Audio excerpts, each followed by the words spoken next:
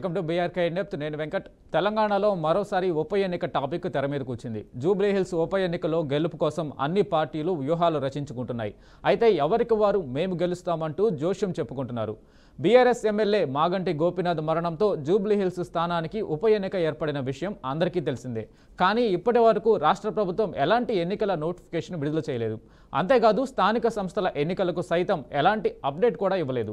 దీంతో ప్రతిపక్షాలు అటు ఈసీని రాష్ట్ర ప్రభుత్వాన్ని విమర్శిస్తున్నాయి. రాష్ట్ర ప్రభుత్వం నిబంధనలు ఉల్లంఘిస్తుందంటూ ఆరోపణలు చేస్తున్నాయి. అయితే రాష్ట్రంలో అధికారంలో ఉన్న అధికార కాంగ్రెస్ పార్టీ స్థానిక సంస్థలు ఉప ఎన్నికల్లో తమ హస్తాన్నే నిలపాలనే పట్టుదలతో ఉంది. అందులో భాగమే ఎన్నికల నిర్వహణకు ఆలస్యం అవుతుందని రాజకీయ విశ్లేషకులు అభిప్రాయపడుతున్నారు. ఇదిలా ఉంటే కాంగ్రెస్ మాత్రం 42% బీసీ బిల్లును అమలు చేసే బీసీ ఓటర్లను తమ వైపు తిప్పుకోవాలని ప్రయత్నం చేస్తుందట. అంతేకాదు ఒకవేళ కేంద్రం బిల్లును ఆమోదించకపోతే తమ పార్టీ తరపునే బీసీలకు 42% రిజర్వేషన్ ఇస్తామంటూ చెప్పుకొస్తుంది. మరి జూబ్లీ హిల్స్ ఉప ఎన్నికలో జెండా పాతేది ఎవరు అన్నది ప్రస్తుతం చర్చనీయాంశంగా మారింది. అయితే ఇవాళ గాంధీ భవన్లో జరిగే పీఏసీ సమావేశం తర్వాత స్థానిక సంస్థలు జూబ్లీ హిల్స్ ఉప ఎన్నిక నోటిఫికేషన్కు సంబంధించి ఏదైనా అప్డేట్ ఏమైనా వస్తుందేమో వేచి చూడాలి. జూబ్లీ హిల్స్ ఉప ఎన్నికలో ప్రధానంగా బీజేపీ, బీఆర్ఎస్, కాంగ్రెస్ మధ్య త్రిముఖ పోటీ నెలకొనే అవకాశం ఉందని రాజకీయ నిపుణులు అంటున్నారు. బీజేపీ ఇప్పటికే పార్లమెంటు ఎన్నికల్లో నగరంలో బలమైన ప్రదర్శన ఇచ్చింది. ఆ జోష్ను కొనసాగించడానికి ఈ ఉప ఎన్నికను ప్రతిష్టాత్మకంగా తీసుకుంటుంది.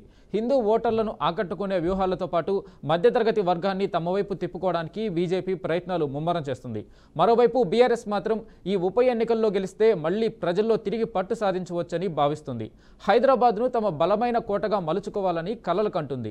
అయితే పార్టీ లోపల అసంతృప్తి వర్గాలు, ఇటీవలి ఓటముల దెబ్బలు, నాయకుల మార్పులు ఇవన్నీ బీఆర్ఎస్కి సవాల్గా మారాయి. అందుకే బీజేపీ, కాంగ్రెస్లను ఎదుర్కొంటూనే తమ క్యాడర్ను ఒక్కటి చేయడం కోసం బీఆర్ఎస్ పెద్ద ఎత్తున కసరత్తులు చేస్తున్నట్లు తెలుస్తుంది. ఈ ఎన్నికలో మరో ముఖ్యమైన కోణం మైనారిటీ ఓటర్లది. జూబ్లీ హిల్స్లో మైనారిటీ ఓటర్ల శాతం గణనీయంగా ఉండడంతో అన్ని పార్టీలు వారి ఓట్లను పొందేందుకు ప్రత్యేక ప్రణాళికలు సిద్ధం చేస్తున్నాయి. ముఖ్యంగా కాంగ్రెస్ ఇప్పటికే మైనారిటీ ఓటర్లలో గట్టి పట్టు సాధించింది. దీనికి తోడు బీసీ రిజర్వేషన్ల హామీతో బీసీ వర్గాలను ఆకర్షించాలనుకుంటుంది. ఇదిలా ఉంటే బీజేపీ మాత్రం మైనారిటీ ఓటర్లను కాకుండా హిందూ ఓటర్లపై దృష్టి పెడుతుందని అంచనా. మరోవైపు మజ్లిస్ ఈ ఎన్నికల్లో ఏ విధమైన పాత్ర పోషించబోతుంది అన్నది కూడా ఇప్పుడు కీలక అంశమే. ఇక మజ్లిస్ పోటీ చేస్తుందా లేక మళ్ళీ కాంగ్రెస్కు మద్దతు ఇస్తుందా అనే ప్రశ్నలు అయితే వేడెక్కుతున్నాయి. మొత్తం మీద జూబ్లీ హిల్స్ ఉప ఎన్నిక కేవలం ఒక శాసనసభ స్థానం కోసం జరగబోయే ఎన్నిక కాదని, రాష్ట్ర రాజకీయ భవిష్యత్తుపై పెద్ద ఎత్తున ప్రభావం చూపే పోరాటమని రాజకీయ విశ్లేషకులు చెబుతున్నారు. ఇక ఇదే అంశంపై మనతో మాట్లాడడానికి బుక్క Krishnaveni, Congress women wing general secretary గారు ఉన్నారు. కృష్ణవేణి గారు నమస్తే అండి. ఇంకా బీఆర్ఎస్ సీనియర్ లీడర్ ప్రకాష్ రావు గారు ఉన్నారు. ప్రకాష్ రావు గారు నమస్తే అండి. నమస్తే అండి. ముందుగా కృష్ణవేణి గారు, ముందుగా ఏదైతే కాంగ్రెస్ పార్టీ జూబ్లీ హిల్స్ ఉప ఎన్నికకు సంబంధించి ఎలాంటి కసరత్తులు చేస్తుంది, అసలు ఎన్నికలు జరిపే ఇంకా ఎంతకాలం పడుతుంది ఎన్నికలు జరపడానికి, ఈ రెండు ప్రశ్నలకి సమాధానం చెప్పండి. జూబ్లీ హిల్స్ ఎమ్మెల్యే చనిపోయారు కాబట్టి ఎలక్షన్ వచ్చిందండి. అది ఎలక్షన్ కమిషన్ నిర్ణయం మేరకు ఎలక్షన్ జరుగుతుంది. అదేవిధంగా కాంగ్రెస్ పార్టీ 42% ఓబీసీ రిజర్వేషన్ ఏదైతే తీసుకుందో ఆ ప్రాతిపదికన బీసీలకి న్యాయం జరుగుతుందని, బీసీలు అయినటువంటి నవీన్ యాదవ్ కూడా ఇంతకుముందు టికెట్ ఆశించి ఉన్నారు. ఆయనకే టికెట్ వస్తుందని, కాంగ్రెస్ పార్టీ ఇక్కడ విన్ అవుతుందని మేము ఆశిస్తున్నామండి. అధిష్టానం నిర్ణయం మేరకే ఎమ్మెల్యే అభ్యర్థిని నిర్ణయించడం జరుగుతుంది. ఓకే, ప్రకాష్ రావు గారు, జూబ్లీ హిల్స్ ఉప ఎన్నికకు సంబంధించి బీఆర్ఎస్ పార్టీ ఏదైతే అక్కడ ఉన్న ఎమ్మెల్యేని కోల్పోయిన తర్వాత అక్కడ మళ్ళీ అక్కడ అభ్యర్థికి సంబంధించి బీఆర్ఎస్ పార్టీ ఏ విధమైన కసరత్తులు చేస్తుంది, ఇంకా ఉప ఎన్నిక జరగకపోవడం మీద మీ అభిప్రాయం ఏంటి? సార్, ఇవాళ చనిపోయిన తర్వాత నేటికి కూడా ఉప ఎన్నిక జరగకపోవడం అనేది చాలా తప్పిదంగా భావించాల్సిన అవసరం ఉంది. ఎందుచేతంటే ఇటు రాష్ట్ర ప్రభుత్వం కానీ కేంద్ర ప్రభుత్వం కానీ రెండూ కూడా ఉప ఎన్నిక వెంటనే పెడితేనే అభివృద్ధి అనేది సాధ్యం అవుతుంది, మరొక కొత్త వ్యక్తికి అవకాశం వస్తుంది అనేది ఒక పాయింట్ ఉంది. కానీ ఇవాళ రెండు గవర్నమెంట్లు లేట్ అయితే బాగుంటాయని జరగనీయకుండా చేస్తున్నారని కూడా మా అభిప్రాయం. ఇక రెండు అంశం మీరు అన్నట్టు, అక్కడ మేము ఖచ్చితంగా మాగంటి గోపీనాథ్ గారు చేసిన అభివృద్ధి, అలానే బీఆర్ఎస్ పార్టీ హైదరాబాద్లో చేసిన అభివృద్ధి రెండింటినీ కూలంకషంగా ప్రజల్లో తీసుకెళ్లే స్పష్టంగా మళ్ళా మేము గెలుపుకు సిద్ధంగా ఉన్నాం. మేము ఖచ్చితంగా పార్టీ పరంగా ఆలోచిస్తున్నారు, పార్టీ నిర్ణయం తీసుకుంటుంది బీఆర్ఎస్ పార్టీ రాష్ట్ర స్థాయిలో. కానీ సాధ్యమైనంత వరకు ఆ యొక్క మన శ్రీమతి గారి గోపినాథ్ గారి యొక్క శ్రీమతికి టికెట్ ఇచ్చేదానికోసం కూడా ప్రాధాన్యత ఇస్తా ఉన్నాం. ఇదైతే వాస్తవం. ఓకే, కృష్ణవేణి గారు, ఏదైతే తెలంగాణ ప్రభుత్వం ఏర్పడింది కానీ ఏదైతే గ్రేటర్ హైదరాబాద్లో అయితే కాంగ్రెస్ పార్టీకి అంత చెప్పుకోదగ్గ ఓట్లు రాలేదు. సో అందుకని ఈ ఉప ఎన్నికని గ్రేటర్ హైదరాబాద్లో ఒక ప్రాతిపదికగా చూస్తున్న పరిస్థితుల్లో ఎలాగైనా గెలుపు సాధించాలనే నేపథ్యంలో ఉప ఎన్నిక ఇంకా వాయిదా వేస్తున్నట్లుగా కూడా మాట్లాడుకుంటున్నారు. అట్లేమీ లేదండి. మనకి ఇప్పుడు అంతకుముందు గవర్నమెంట్ రాకముందు ఉన్న పరిస్థితి వేరండి. ఈరోజు కాంగ్రెస్ పార్టీ రేవంత్ రెడ్డి గారి నాయకత్వంలో ముఖ్యమంత్రి అయిన తదుపరి మనం చూసినట్టయితే పేద బడుగు బలహీన వర్గాలకి చాలా న్యాయం జరిగింది. బీఆర్ఎస్ గవర్నమెంట్లో ఉండగా అలా జరగలేదు. ఇప్పుడు మేము ఏదైతే చేశామో దాని ప్రాతిపదిక మీదనే జూబ్లీహిల్స్ ఎలక్షన్లో కూడా మేము గెలుపొందుతాము. ఇది 100కు 100% నిజమండి. అట్లా అని ఎలక్షన్ పోస్ట్ పోన్ చేయటం అనేది ఇప్పుడు చెప్తున్నారు కదా, అట్లేమీ లేదు. కొన్ని అనివార్య కారణాల వల్ల మాత్రమే అది పెండింగ్ పడిందండి. ఏంటి అనివార్య కారణాలు ఏంటండి? ఇది చూస్తున్నాం కదండి, కానీ ఇప్పుడు 42% రిజర్వేషన్ కోసం పోరాటాలు చేస్తున్నాం. మొన్న పిసిసి అధ్యక్షుడు మహేష్ కుమార్ గౌడ్ ఆధ్వర్యంలో ఢిల్లీ వెళ్ళి జంతర్ మంతర్ దగ్గర ఇది కూడా చేయటం జరిగింది, రిజర్వేషన్ కోరటం కోసం.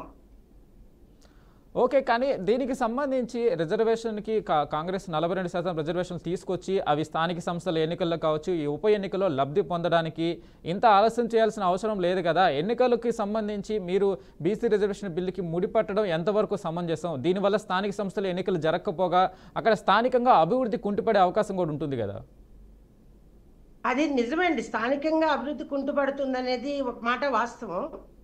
ఇప్పుడు బీసీలకి రాజ్యాధికారం కల్పించాలనే ఒక భావన కాంగ్రెస్ పార్టీ తీసుకొచ్చింది కాబట్టి అందులో పోరాటంగా ముందుకెళ్ళటానికి కొంచెం జాప్యం జరిగింది అంతే తప్ప ఇది ఏరే జూబ్లీ హిల్స్ ఎలక్షన్లో ఇప్పుడు ఎలక్షన్ పెట్టినా కూడా కాంగ్రెస్ పార్టీ విన్ అవుతుందండి అక్కడ.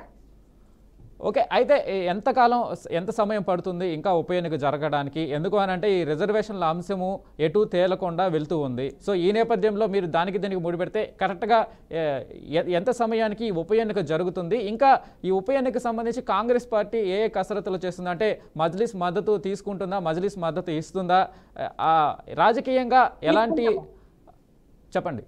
మజ్లిస్ మద్దతు ఇస్తుంది, మజ్లిస్ మద్దతు కూడా తీసుకొని అక్కడ ఏ పేరైతే ఇప్పుడు మన నవీన్ యాదవ్ పేరైతే మేము చూపిస్తున్నామో బీసీల తరఫు నుంచి, నవీన్ యాదవ్కి అక్కడ మంచి పట్టుంది, క్యాడర్ ఉంది.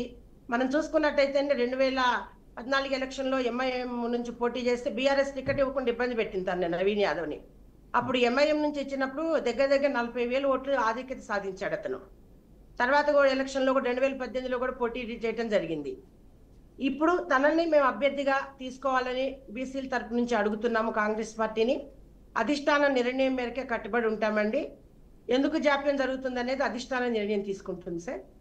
ఓకే, అయితే మీరు 42% రిజర్వేషన్కి సంబంధించి బీసీలకు బెయిల్ చేయాలని ఒక రకంగా ఉన్నా సరే ఇది ఎలక్షన్ స్ట్రాటజిక్గా ఉంది, ఎలక్షన్లకి సంబంధించి దీన్ని వాడుకుంటుంది కాంగ్రెస్ పార్టీ అని ప్రతిపక్ష పార్టీలు అంటున్నాయి. ఎందుకు అనంటే మీరు అలా వాడుకుంటున్నారు కాబట్టి బిల్లుకు సంబంధించి ఇలాగా రాజకీయంగా వాడుకుంటున్నారు అనేది కూడా. లేదండి, 42% రిజర్వేషన్ రాకపోతే కూడా మా పార్టీ ఒక నిర్ణయానికి కట్టుబడి ఉన్నాం. 42% రిజర్వేషన్ అది జరగకపోతే కాంగ్రెస్ పార్టీ నుంచి 42% బీసీలకి రిజర్వేషన్ కల్పించి స్థానిక సంస్థల ఎలక్షన్కి వెళ్ళటానికి కూడా మేము రెడీగా ఉన్నామండి. రిజర్వేషన్ ప్రాతిపదికన ఎలక్షన్ ఆపడం అన్నది కాదు, కొన్ని అనివార్య కారణాల వల్ల మాత్రమే ఎలక్షన్ ఆపడం జరిగిందండి. ఏదైతే కృష్ణవేణి గారు ఏదైతే మీరు చెప్తున్నట్లుగా నగర ఓటర్లకు సంబంధించి కాంగ్రెస్ ప్రభుత్వం ఎందుకు ఆకట్టుకోలేకపోయింది, దానికి సంబంధించి ఈ 2 ఏళ్లలో దాని మీద ఏమైనా కాంగ్రెస్ పార్టీ శ్రద్ధ చూపిందా? లేదండి, ఇప్పుడు నగర ఓటర్లు కూడా మేము ఆకట్టుకోగలిగాము. నగర ఓటర్లో తీసుకుంటే సగటున సగం పైన కింద స్థాయి వాళ్ళే ఉంటారు. మనం చూసుకున్నట్టయితే ఎస్సీ ఎస్టీ బీసీలు ఇప్పుడు రేషన్ కార్డులు ఇచ్చామండి, సన్న బియ్యం ఇచ్చాము, మహిళా పథకం బస్సు ఎక్కి దిగితే ఇప్పుడు వాళ్ళకి చాలా తక్కువ ఉంటుంది. ఎక్కడి నుంచి అక్కడ రావాలన్నా ప్రతి నెల బస్సు ఛార్జీలే చాలా అమౌంట్ పోయేది. ఎప్పుడైతే రేవంత్ రెడ్డి గారు గవర్నమెంట్, కాంగ్రెస్ గవర్నమెంట్ వచ్చిన దగ్గర నుంచి మహాలక్ష్మి పథకం కింద ఫ్రీ బస్ ఇవ్వడం వల్ల వాళ్ళు చాలా సేవ్ గా ఉన్నారండి. ఎవరైనా ఆధార్ కార్డు పట్టుకొని పోతే బస్ ఎక్కి వెళ్ళొచ్చు. వాళ్ళు కొంచెం దూర ప్రాంతంలో వర్క్ కూడా చేసుకోవడానికి వీలుగా ఉంది. ఇప్పుడు మేము నగర ఓటర్లో కూడా కాంగ్రెస్ పార్టీ రావటం వల్ల ఎంత మేలు జరిగిద్ది అనేది చాలా స్పష్టత వచ్చిందండి. ఇప్పుడు నగర ఓటర్ల మనసుల్లో కూడా కాంగ్రెస్ పార్టీ ఉంది. సన్నబియ్యం ఇచ్చాం, మహాలక్ష్మి పథకం ఇచ్చాం, రేషన్ కార్డులు ఇచ్చాము. రేషన్ కార్డుల ప్రాతిపదికన అందరికీ ఇవ్వటం జరిగింది. మనం బీఆర్ఎస్ గవర్నమెంట్ ఉన్నప్పుడు రేషన్ కార్డులు ఇప్పించలేకపోయామండి. ఇప్పుడు ఆ పరిస్థితి లేదు కాబట్టి నగర ఓటర్లు కూడా మేము ఆకట్టుకున్నాము. రేపు హైదరాబాద్ మున్సిపాలిటీ వచ్చినా, జూబ్లీ హిల్స్ ఎమ్మెల్యే ఎలక్షన్ వచ్చినా కూడా కాంగ్రెస్ పార్టీ ఘన విజయం సాధిస్తుందండి. ఓకే, ప్రకాష్ రావు గారు విన్నారు కదా కృష్ణవేణి గారు చెప్పింది. అయితే బీఆర్ఎస్ పార్టీకి సంబంధించి పోటీ కాంగ్రెస్ మాత్రమేనా? బీజేపీ పరిస్థితి ఏంటి? బీఆర్ఎస్ పార్టీ ఉప ఎన్నికని ఎలా ఎదుర్కోబోతుంది? సార్, బీఆర్ఎస్ పార్టీ పరంగా అక్కడ బలమైన కేడర్ మాకు ఉన్నది, బలమైన విధానాలు మనకు ఉన్నాయి. రెండో అంశం ఏంటంటే కృష్ణవేణి గారు చెప్పారు, సంతోషం, మాకు ఇబ్బంది లేదు. బీసీ క్యాండిడేట్ని తీసుకురావడం కోసం వారు ప్రయత్నం చేస్తున్నా అన్నారు, చాలా సంతోషం. మేము దాని గురించి క్వశ్చన్ చేయట్లే. కానీ ఒక విషయాన్ని ఇక్కడ గమనించాల్సిన అంశం ఏంటంటే, మీరు మద్దతు ఇస్తారా బీసీ క్యాండిడేట్ తీసుకొస్తే? ఎవరైనా సరే బీసీ అని మేము మా ఒక్కసారి ఆలోచించండి. పార్టీ వేరు, కేడర్ వేరు మాట్లాడటానికి. మీరు ఎందుకు నేను మాట్లాడుతున్నానంటే, మీరు బీసీ క్యాండిడేట్ తీసుకొస్తా అంటున్నారు, సంతోషం, దాన్ని మేము కాదంటలే. కానీ బీసీ రిజర్వేషన్ లేకుండా బీసీ క్యాండిడేట్లు పెట్టి మనం బీసీ పేరు మీద తీసుకొద్దాం అనుకునేది తప్పు మాట.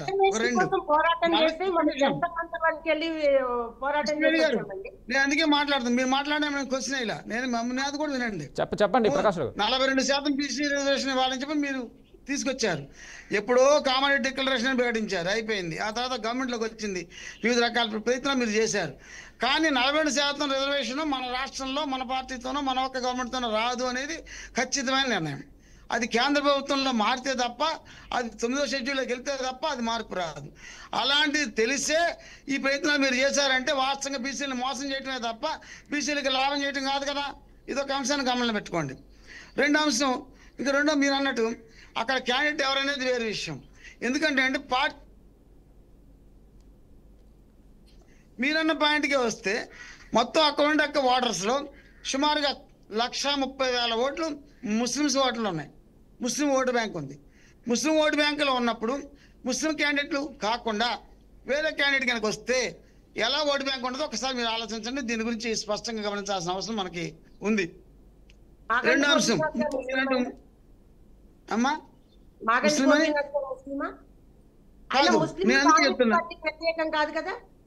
నేను అందుకే మీకు చెప్తున్నా, నన్ను పూర్తి మాట్లాడితే మీకు అర్థమైపోయింది, మీరు క్వశ్చన్ అయిపోండి. ఇంతకుముందు మీరు ముస్లిం క్యాండిడేట్ పెట్టారు అజారుద్దీన్, మీకు అర్థమవుతుందా? అజారుద్దీన్ గారు ఇంతకుముందు క్యాండిడేట్గా అక్కడ వచ్చాడు, ముస్లిం క్యాండిడేట్ పెట్టారు. కాబట్టి మీరు అన్న పాయింట్కి ఇప్పుడు చెప్తున్నా, మాగంటి గోపీనాథ్ గారు ముస్లిం కాదు, కానీ ఆయన వేరే కులస్తులు అయినప్పుడు కూడా, వేరే క్యాండిడేట్ అయినప్పుడు కూడా ముస్లిం ఓటు బ్యాంక్ని కాంగ్రెస్ గతంలో తీసుకుంటున్నప్పుడే అజారుద్దీన్ గారు ఓడిపోయిన సందర్భంలో ఇవాళ మజ్లిస్ కూడా మాకు సపోర్ట్ చేస్తుందని చెప్పని మీరు మాట్లాడుతున్నారు. మజ్లిస్ సపోర్ట్ చేస్తామని ఎక్కడ చెప్పాల. సుమారుగా 10% ఓట్లు ఈ 133,000లో కూడా మజ్లిస్కే ఉన్నాయి. అక్కడ మజ్లిస్ సపోర్ట్ చేసిన ముస్లిం గేట్ కానప్పుడు ఇతర కులాల వాళ్ళకి మజ్లిస్ ముస్లిం సపోర్ట్ చేస్తారా? ఇది ఒకటి గమనించాల్సిన ముఖ్యమైన పాయింట్. మేమేమంటున్నామంటే ముస్లిమ్స్ కోసం గత 10 సంవత్సరాల్లో బీఆర్ఎస్ గవర్నమెంట్ ముస్లిమ్స్ కోసం చేయవలసిన అన్ని రకాల సహాయ సహకార్యక్రమాలు చేసి ఉన్నది. కాబట్టి హైదరాబాద్లో మేము అన్ని సీట్లు గతంలో కూడా గెలవగలిగాం ఆ ముస్లిమ్స్ యొక్క సపోర్ట్తోనే. ఇప్పుడు కూడా ముస్లిమ్స్ ఖచ్చితంగా బీఆర్ఎస్ పార్టీ సపోర్ట్ చేస్తా ఉన్నారు, చేస్తారు కూడా. ఎందుచేత అంటే మీరు అన్నట్టుగా ఇప్పుడు 2 సంవత్సరాలు అయింది గవర్నమెంట్ వచ్చి, స్థానిక సంస్థల ఎన్నికలు నిర్వహించలేని స్టేజీలో మనం ఉన్నాం.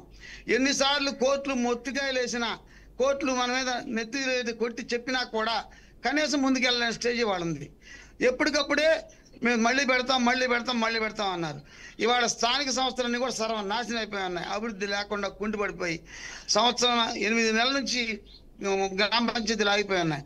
అంటే గ్రామ స్వరాజ్యం నిజంగానే పూర్వపు రోజుల్లో మొదటిసారి కేంద్ర ప్రభుత్వంలోకి వచ్చినప్పుడు కాంగ్రెస్ గవర్నమెంట్ చెప్పిన మాటలు, మరి గాంధీ గారు చెప్పిన మాటలు గ్రామ స్వరాజ్యం, ఆ స్వరాజ్యం ఇవాళ కుంటుపడిపోయింది మరి ఇవాళ గవర్నమెంట్లో. అలాంటి సందర్భాల్లో ఇవాళ మజ్లిస్కి సపోర్ట్ లేకుండానే మీరు కనుక నిలబడితే మీ పొజిషన్ అంటే మీరు అంచనా చేసుకోండి, మేము చెప్పక్కర్లేదు. ఇకపోతే మేమంటారా, గత గోపీనాథ్ గారి ఆధ్వర్యంలో, గత పిఆర్ఎస్ గవర్నమెంట్ 10 సంవత్సరాల ఉన్న ఆధ్వర్యంలో హైదరాబాద్లో ఏ రకంగా టౌన్లో అభివృద్ధి తీసుకొచ్చామో అది అంతర్జాతీయ స్థాయిలో ఎక్కడికి హైదరాబాద్ గుర్తింపుకి వెళ్ళిందో చిన్న పిల్లవాడిని అడిగినా హైదరాబాద్లో చెప్తారు ఇవాళ. ఇదొక పాయింట్. రెండోది, మీరు ఇంకొక మంచి మాట చెప్పారు, ఏంటంటే సగం ఓటర్లు వెనకబడిన వాళ్ళే ఉంటారండి అక్కడని. అందులో కూడా ఎస్సీ ఎస్టీ బీసీలు ఎక్కువ మంది ఉంటారండి, సగం అన్నారు, సంతోషం. కానీ హైదరాబాద్లో ఉన్న ఎస్టీల కోసం కాంగ్రెస్ గవర్నమెంట్ ఏం చేసింది, ఎస్సీల కోసం కాంగ్రెస్ గవర్నమెంట్ ఏం చేసింది, బీసీల కోసం ఏం చేసిందో మీరు చెప్తే నేను వింటా సంతోషపడతా. అదొక మాట. ఇకపోతే బస్తీ పేరు వాళ్ళు జూబ్లీ హిల్సే, కానీ జూబ్లీ హిల్స్ ఎందుకంటే బస్తీ ఓటర్లు ఎక్కువ ఉంటారు, అది వాస్తవమైన అంశం. సుమారుగా ఉన్నట్టుగా 3,90,000 ఓట్లలో సగం ఓట్లు బస్తీలే పూర్తిగా ఉన్నాయి. ఇది గమనించాల్సిన అంశం. అదే సందర్భంలో చదువుకున్న వాళ్ళ యొక్క ఓట్లు కూడా అక్కడ ఫుల్గా ఉన్నాయి, విద్యావంతులు చదువుకున్న వాళ్ళు. అలానే ఇతర రాష్ట్రాల నుంచి వచ్చి అక్కడ నివసిస్తున్న వాళ్ళ యొక్క ఓట్లు కానీ ఎక్కువ ఉన్నాయి. మరి వీటన్నింటిని గమనంలో తీసుకుంటే ఈనాటి ప్రభుత్వం ఎవరికి ఏం చేసిందో ఒక్కసారి అర్థం చేసుకోవాల్సిన స్పష్టంగా ఉంది. మరి వాళ్ళు మీరు అన్నారు ఆ మహిళల కోసం బస్సు ఇచ్చామన్నారు, బస్సు టికెట్ ఇస్తుందని కడుపు నిండదు. మరి 2,500 రూపాయలు ప్రతి మహిళకి ఇస్తా అన్నారు, ఏమైంది ఆ స్కీము? అలానే మరి అత్తకి కోడలకి ఇద్దరికి మేము ఇచ్చేది పెన్షన్లే అన్నారు, 2,000 పెన్షన్ 4,000 చేస్తా అన్నారు, ఏమైంది? అలానే మరి ఫిజికల్ హ్యాండిక్యాప్డ్ వాళ్ళకి 4,000 పెన్షన్ 6,000 చేస్తా అన్నారు, ఏమైపోయినాయి అన్నీ కూడా. మరి వీటితో పాటుగా అసలు ప్రధానమైన అంశాలుగా మీరు 500 రూపాయలు గ్యాసే అన్నారు. వాస్తవంగా ఉన్న పేదవాళ్ళలో పావలావంతి మంది కూడా అందట్లా. మీరు ఓటు బ్యాంకులకు వెళ్ళి చూసుకుంటే మీకు అర్థమవుతుంది. అలానే కరెంటు తగ్గిస్తున్నాం అన్నారు, ఉచిత కరెంటు ఇస్తున్నాం అన్నారు. ఉచిత కరెంటు కూడా హైదరాబాద్ టౌన్లో ఇవాళ ఎక్కడా లేదు. మీరు చెప్పిన ఆ బస్తీల్లో కూడా పావలావంతి మందికి అందుతుంది, అంటే 75% మందికి అందట్లా. మరి ఇవాళ ఏమి చెప్పి మనం ఓటు అడగాల ఒకసారి మీరు ఆలోచించుకోండి. కృష్ణవేణి గారు చెప్పండి, అలానే వాటర్ స్కీమ్ కానీ చూడండి. కృష్ణవేణి గారు చెప్పండి, అంటే ఏ పరిస్థితుల్లో మీరు జూబ్లీ హిల్స్ లో ఓటుని అడగబోతున్నారు? ఎందుకు అని అంటే కాంగ్రెస్కి సంబంధించి హైదరాబాద్ అభివృద్ధికి సంబంధించి అక్కడి ఓటర్లు ఎంతవరకు ప్రభావితం అయ్యే అవకాశం ఉంది? ఎందుకంటే ఎక్కువ భాగం బస్తీ వాసులు ఉన్న నేపథ్యంలో అక్కడి ఓటర్లని కాంగ్రెస్ ప్రభుత్వం ఎలా ఆకట్టుకోబోతుంది? సార్, ఇప్పుడు సార్ చెప్తున్నారు కదా, బీఆర్ఎస్ గవర్నమెంట్ 10 సంవత్సరాలు ఉంటే ఒక్క రేషన్ కార్డు ఇవ్వాల. డాక్రా మహిళలు లేని ప్రాంతం లేదు, అది సిటీ అవ్వచ్చు, రూరల్ అవ్వచ్చు, అర్బన్ అవ్వచ్చు. ఒక్క డాక్రా మహిళకు కూడా కాంగ్రెస్ గవర్నమెంట్ లో 1% రుణాలు ఇవ్వడం జరిగింది. టీఆర్ఎస్ గవర్నమెంట్ లో ₹1 కూడా 1 రుణాలు వెనక్కి. ఇప్పుడు మా గవర్నమెంట్ వచ్చిన తదుపరి 1 రుణాలు వెంటనే వేయటం జరిగింది. ఇది డాక్రాలో ఉన్న ప్రతి మహిళకి తెలుసండి, ఎప్పుడు ఏ గవర్నమెంట్ లో ఏం జరిగింది ఏంటి అనేది. ఇప్పుడు గ్యాస్ అనేది మీరు సిటీలో కరెంటు ఉచితంగా రాలేదని ఎందుకు అడిగారు కదండి. రేషన్ కార్డు లేనందువల్ల వాళ్ళకి రాలేదు. రేషన్ కార్డు ఉన్న ప్రతి వ్యక్తికి 200 యూనిట్ల కరెంటు ప్రతి చోట వాళ్ళు అద్దెకున్నా కూడా పెట్టుకుంటున్నారండి. అది మీరు గమనించండి ఫస్ట్. అది తెలియక మీరు మాట్లాడితే నేనేం చేయలేను. ఇప్పుడు మా గవర్నమెంట్ అందరికీ క్షేత్రస్థాయిలో అందరికీ రేషన్ కార్డులు పంపిణీ చేయటం జరిగింది. మ్యాక్సిమం 80% పంపిణీ చేయటం జరిగింది. ఇప్పుడు ఇచ్చే ఎడతాలో అందరికీ ఆ కరెంటు ఉచితం అనేది వస్తుందండి. కాంగ్రెస్ పార్టీకి మాత్రమే, అది అర్బన్ కావచ్చు, రూరల్ కావచ్చు, సిటీ కావచ్చు, ఓటు అడిగే హక్కు అర్హత 2 ఉన్నాయని నేను అనుకుంటున్నా. మరి సార్ ప్రకాష్ రావు గారు, మీకు ఏదైతే ఇక్కడ కాంగ్రెస్ పార్టీ పోటీ అని భావిస్తున్నారా? బీజేపీ పరిస్థితి ఏంటి? బీజేపీకి సంబంధించి అక్కడ ముస్లిం మైనారిటీ ఓటర్లు ఎక్కువ ఉండడం వల్ల బీజేపీని మీరు కౌంట్ చేయట్లేదా? బీజేపీ పరిస్థితి ఏంటి? సరే, వాళ్ళ బీజేపీ పరిస్థితి మన అంచనా తీసుకోవాల్సి వస్తే అదైతే ఏదైనా ఉంటే థర్డ్ కేటగిరీ, వారు వచ్చి ముందుకు వచ్చేసే అంత స్థాయి అక్కడ లేదు. ఉంటే పోటీ కాంగ్రెస్కి బీఆర్ఎస్కి తప్ప మరొక దానికి ఉండే అవకాశం అక్కడ స్పష్టంగా లేదు. ఎందుకంటే ప్రధానమైన ఓటు బ్యాంకు ముస్లిమ్స్ ఉంది కాబట్టి అది బీఆర్ఎస్ పడే అవకాశం ఎప్పుడు కూడా లేదు, బీఆర్ఎస్కే తప్ప బీజేపీ పడే అవకాశం లేదు. కాబట్టి ఆ ఛాన్స్ మనం బీజేపీ తీసుకోవాల్సిన అవసరం లేదు. బీజేపీ పోటీదారుగా మేము ఫీల్ అవటలా. లేకపోతే వారు అన్నట్టు ఇంకో పాయింట్ చెప్తున్నా, 10 ఏళ్ల టీఆర్ఎస్ గవర్నమెంట్లో 10 సంవత్సరాల టీఆర్ఎస్ గవర్నమెంట్లో ఒక్క రేషన్ కార్డు ఇవ్వలేదు కృష్ణవేణి గారు అన్నారు. ఒక్కసారి నేను మిమ్మల్ని అడుగుతున్నా, ఒకసారి మేడం గారు వినండి, ఒకసారి మిమ్మల్ని అడుగుతూ ఉన్నా, గవర్నమెంట్ మీ చేతిలో ఉంది, గత 10 ఏళ్ల నాటి ఒకసారి లెక్కలు తీసి పౌర సరఫరా శాఖ నుంచి ఎన్ని కార్డులు వెళ్ళాయని చూస్తే 6,43,000 కార్డులు గత 10 సంవత్సరాల్లో పేదలకు అందించిన చరిత్ర బీఆర్ఎస్ పార్టీది. కనీసం అది ఇవాళ మీ స్థాయి నుంచి ముఖ్యమంత్రి స్థాయికి కూడా పట్టించుకోకుండా గమనించుకోకుండా మాట్లాడుతున్నారు. ఇంత మరి విజ్ఞాన నాయుడు మాట్లాడితే తప్పవుద్ది. ఎందుకంటే గవర్నమెంట్ మీ చేతిలో ఉంది, ఇచ్చేవాళ్ళు నేను బై ఆ, బర్త్ అందుకే చెప్తున్నా మేడం గారు, కృష్ణవేణి గారు ఎన్నో పోరాటాలు చేశాం మేము. నేను అది చెప్తున్నా, 6,43,000 కార్డులు ఇచ్చాం. ఒకసారి మీ గవర్నమెంట్ మీ చేతిలో ఉంది కాబట్టి వెనక్కి తిరిగి అంకెలు చూసుకొని మీకు అర్థమవుతుంది, పేర్లతో సహా బయటకు వస్తాయి. ఇది ఒక పాయింట్ చెప్తున్నా. రెండు, ఇంకో మాట అన్నారు, అందరికీ వాళ్ళు కార్డులు ఇచ్చామన్నారు. నిన్న కాక మొన్న కార్డులు ఇచ్చే రోజు ప్రారంభించిన రోజున ముఖ్యమంత్రి గారు ప్రకటించినట్టుగా ఈ రాష్ట్రంలో కొత్తగా 6 లక్షల కార్డులు ఇస్తున్నాము అని ప్రకటించారు. కొత్తగా 6 లక్షల కార్డులు ఇస్తాం అన్నారు. కొత్తగా 6 లక్షల కార్డులు స్టేట్ మొత్తం ఇస్తుంటే, స్టేట్ మొత్తం ఇచ్చే 6 లక్షల కార్డులు అయితే 100% జనాలకు కార్డులు ఎక్కడ వస్తాయండి? ఎక్కడ రావు కదా. ఆ విషయం కూడా అర్థం చేసుకోవాల్సిన అవసరం ఉంది స్పష్టంగా. ఇది రెండో పాయింట్. మీరు ఇంకోటి చెప్పారు, ఎవరైతే దిగువ స్థాయిలో ఉన్నారో వాళ్ళకే ఇస్తారు కదా రేషన్ కార్డు. రైట్, దిగువ స్థాయిలో ఉన్న క్యాడర్ మీరు చెప్పిన అండి అర్హతను పట్టిస్తారు. అర్హత ఉండాలి కదా రేషన్ కార్డు తీసుకోవాలంటే కూడా. 100% అలా చెప్తారు, మీరు చెప్పకూడదు కదా. అర్హత ఉన్న అర్హత ఉన్న వాళ్ళు పొందుతున్నారంటే అందరూ ఎంతమంది క్యాడర్ ఉన్నారు? ఒక్కరికి రేషన్ కార్డు పంపిణీ చేయడం జరిగింది అని చెప్పిన. మీరు అనుకుంటున్నారేమో, ఒకసారి వెరిఫై చేయండి. అలా జరగలేదు. రేషన్ కార్డు ఇచ్చిందండి కాంగ్రెస్ పార్టీ. అర్హత ఉంది, టికెట్ కొనుక్కోగలిగిన ప్రతి ఆడపిల్లకి ఆధార్ కార్డుతో బస్సులో తిరగడానికి ఫ్రీ సర్వీస్ మేము ఇచ్చినాం. Okay, right. Thank you Krishnaveni. Okay, thank you Krishnaveni గారు, థ్యాంక్ యూ ప్రకాష్ రావు గారు, మీ ఇద్దరు అభిప్రాయాలు తెలియజేసినందుకు. సో ఏదైతే జూబ్లీ హిల్స్ ఉప ఎన్నిక దగ్గర పడుతున్న నేపథ్యంలో 3 పార్టీలు చాలా ప్రతిష్టాత్మకంగా తీసుకున్న నేపథ్యంలో జూబ్లీ హిల్స్ ఉప ఎన్నిక ఎప్పుడు జరుగుతుంది అనేది కూడా ఆసక్తికరంగా మారింది. సో ఇది ఇవాల్టి BRK India. Keep watching BRK news.